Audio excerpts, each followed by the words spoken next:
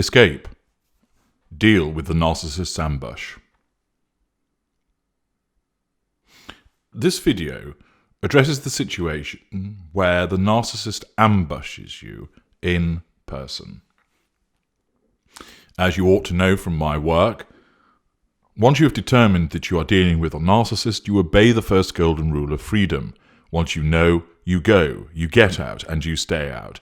No excuses, no explanations, no reasons. You stay out of the 5 arenas of interaction. One of those arenas, the first arena, is there can be no physical interaction between you and the narcissist. So, no going for coffee together, no sitting and watching a film together, no hanky-panky. No going up and punching on the nose, tempting as that might be. You must stay away from any physical interaction. But what happens if the narcissist manages to ambush you by a direct physical hoover, by turning up? In some instances, the narcissist is actually conducting a hoover by coming to see you. In other instances, the narcissist happens to be in the same place as you, and it is just sheer coincidence. I know there are some of you that think, no, it never is a coincidence, but it is.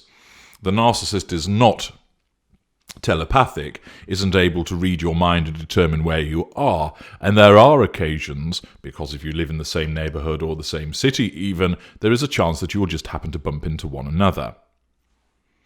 You may have escaped from the narcissist, or, more likely, you've been disengaged from.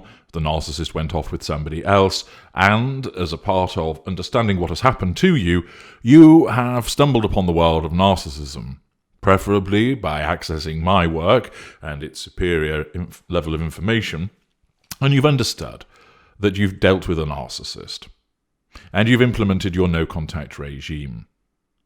You've stayed away from places that you know that the narcissist goes to. So, particular bars and restaurants you no longer go to, opting to attend other ones. Or you change your time of attendance, for example, at the gym.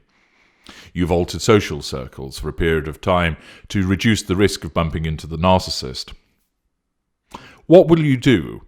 What are the steps that should be taken when you find yourself in a situation where there is a physical ambush by the narcissist? Let's take, for example, where the narcissist engages in a direct physical hoover by turning up where you live. The simple fact is this: you don't answer the door. For all of our supposed brilliance, we've not yet mastered the act of floating through a door or a wall. And therefore, if we turn up at the door, you don't answer it. You don't open the letterbox and shout, "Piss off, I don't want anything to do with you." You don't open the window to throw a bucket of cold water out. You don't shout from behind the door, "Clear off or I'll call the cops." You don't open the door and say, "Please leave me alone." You keep that door closed.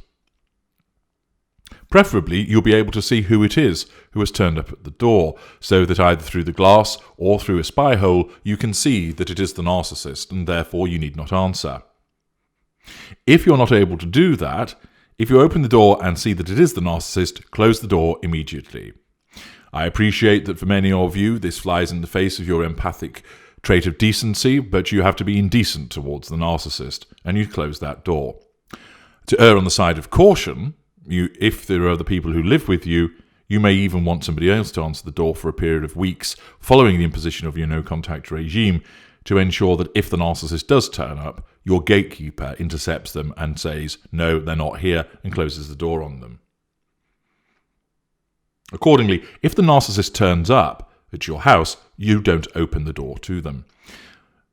It is highly unlikely that the narcissist will kick the door in to try and get inside, and instead, what will happen is, because the direct assertion of control has failed, the narcissism will force the narcissist to retreat, going to the third assertion of control instead, withdrawal.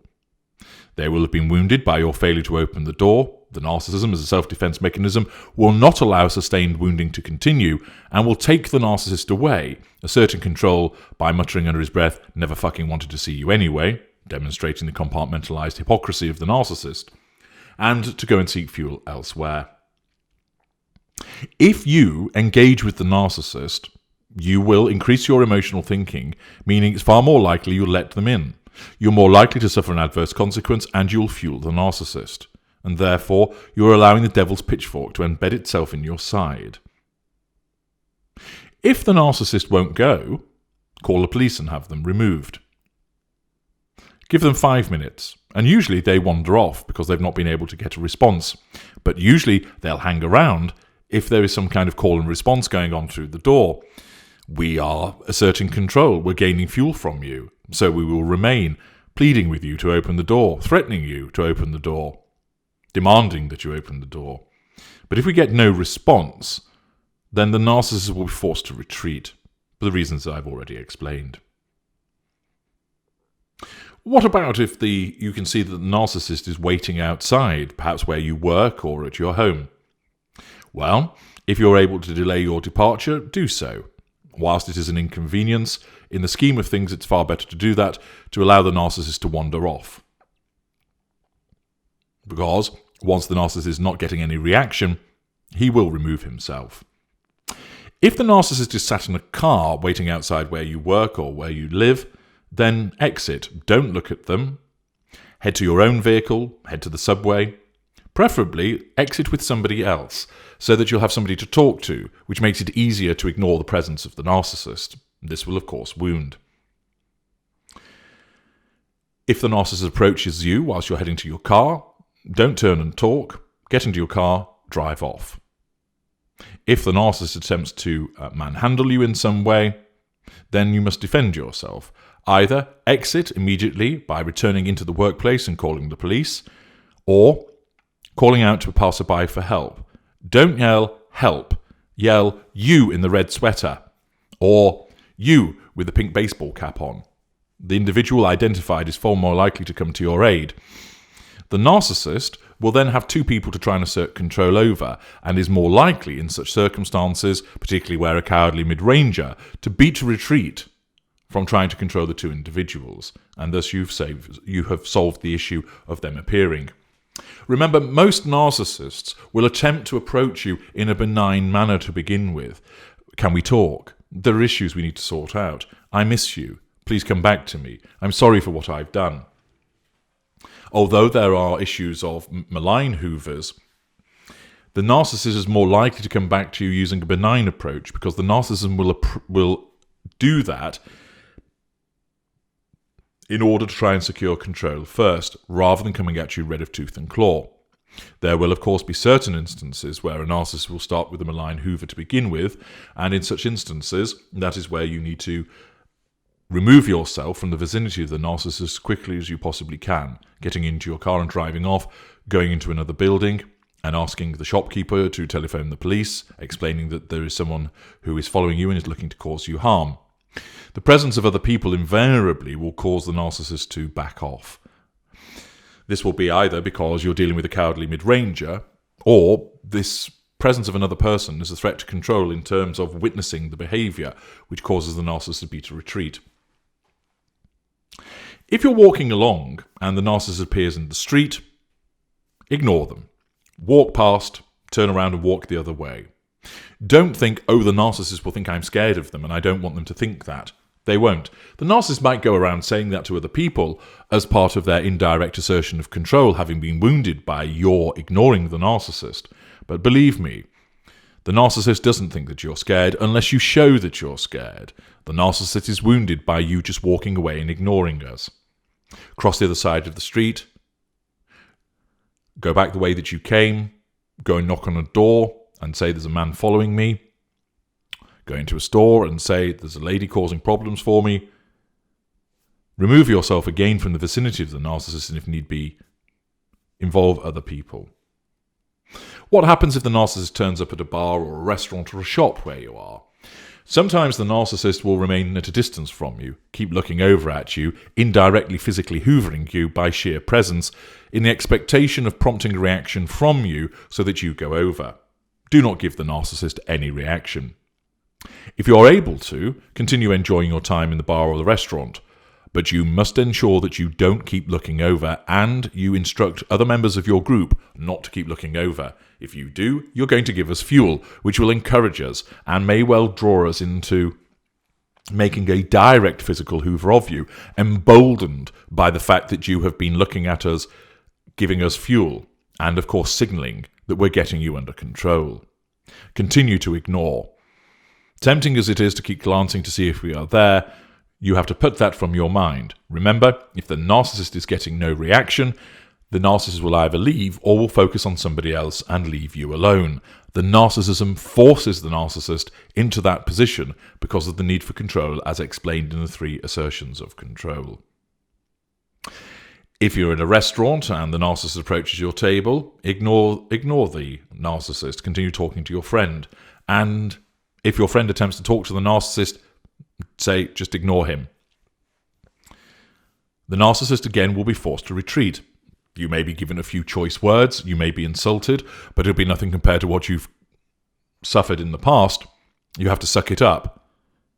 Again, giving no reaction whatsoever is the appropriate response. Even better, get up and leave yourself, or go into the bathroom and then allow your friend to get the waiting staff to remove the individual, have the police called, etc. That will soon cause the narcissist to depart.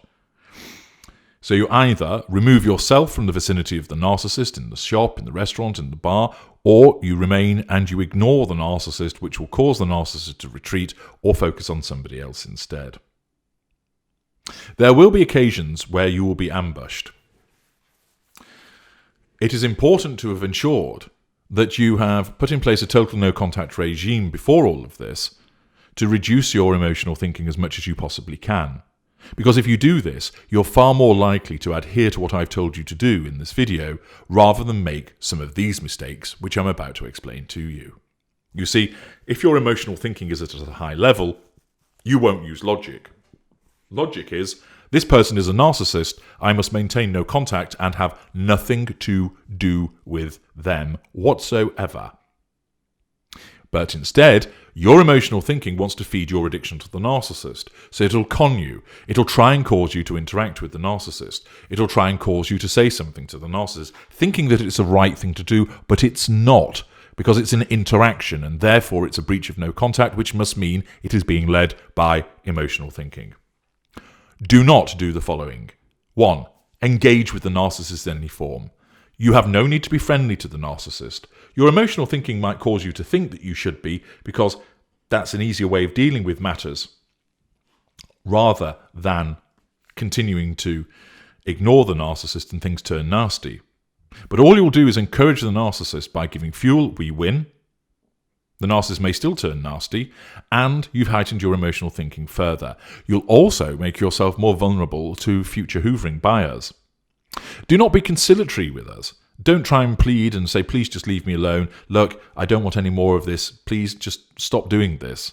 All you're doing is giving fuel. The narcissist will feel that you're threatening his control and therefore will have to do something to assert control over you, and will, of course, not do what you want. And again, you've increased your emotional thinking. Don't get angry with the narcissist. Tempting as it is to want to shout and swear at us and tell us to fuck off, or we'll call the police. Issuing threats, well, all you'll do is challenge the narcissist's sense of control, resulting in a response towards you. You are fueling us because you'll be providing us with challenge fuel. You will suffer an adverse consequence because the narcissist will lash out in some way, and you'll increase your emotional thinking all of the further. Engaging with us is completely the wrong thing to do. 2. Don't bother with grey rock. It doesn't work. If you attempt to sit there and do absolutely nothing, you will struggle.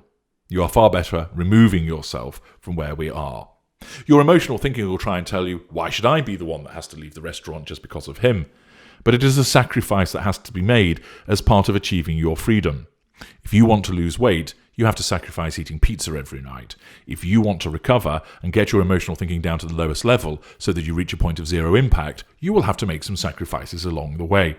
In the scheme of things, it's not a huge one, and it is far more effective than remaining and trying to impose grey rock on the narcissist. Grey rock doesn't work, and if you want to know why, see my video, Why Grey Rock Doesn't Work. 3. Unless you have no choice, don't remain in the vicinity of the narcissist. Remove yourself. The difficulty is if you try and remain, your emotional thinking will increase because the narcissist is next to you. You're likely to suffer a continued adverse consequence of remaining with the narcissist, and then you're likely to break in some way. You might get upset, you might start trying to plead with the narcissist, or you turn on the narcissist and round on them. Either way, you again are giving fuel, you are suffering an adverse consequence, you're increasing your emotional thinking further. Do not allow people that you're with to berate or tell off the narcissist. All that's happening, the narcissist is getting challenge fuel, and there will be a response, and the matter will escalate. Tempting as it might be for your friends want to give the narcissist a peace of mind and say, oh, so this is him, is it? And then launch into a tirade against the narcissist, it isn't going to help. And therefore, you should dissuade friends from doing so, and indeed encourage them to steer you away so that you go somewhere else, that you get in your car, that you return to your workplace, whatever it is, to stay away from the narcissist. By responding in this way to the physical ambush of the narcissist, either where it's a direct physical hoover or the narcissist just happens to have turned up, say at a concert where you are, or in a bar where you happen to be, then you will protect yourself far more effectively. You won't give us fuel. You win. You will avoid an adverse consequence. You win. You will have a slight increase in your emotional thinking, but nowhere near as bad as it might have been. Again, meaning you succeed. Moreover, by ignoring the narcissist, by not opening that door, by getting up and leaving the table and going to the bathroom, by crossing the street, by getting into your car and driving off, by exiting the bar, all of those things cause substantial wounding to the narcissist because it is proximate, it is in person. This will of course ignite the narcissist's fury, but if you're not there, there's nothing he can do about it, and he'll have to assert control in an alternative way. You'll probably be smeared, but you're in a no-contact regime, so you shouldn't hear of it. Or the narcissist will just mutter under his breath about you and go and punch somebody else in the bar, taking it out on another individual rather than you. The narcissist will then suffer consequences for that action. The other upside of this is by wounding the narcissist, it means on the next occasion where you come on the radar, if that wounding is recent, then its impact means that you're far less likely to be hoovered, all else being equal. That is because it's substantial wounding which takes time to fade, and in effect the narcissism, when weighing up whether you should be hoovered, takes this into account in the unconscious and makes a decision, no, we're not going to send the narcissist into hoover again, last time that didn't work and caused a problem, so we're not going to do it again. Remember, of course, that does fade over time, so the wounding isn't permanent. These are the steps that you should take and implement in order to escape the narcissist when you are ambushed in this manner. I'm H.G. Tudor. Thank you for listening.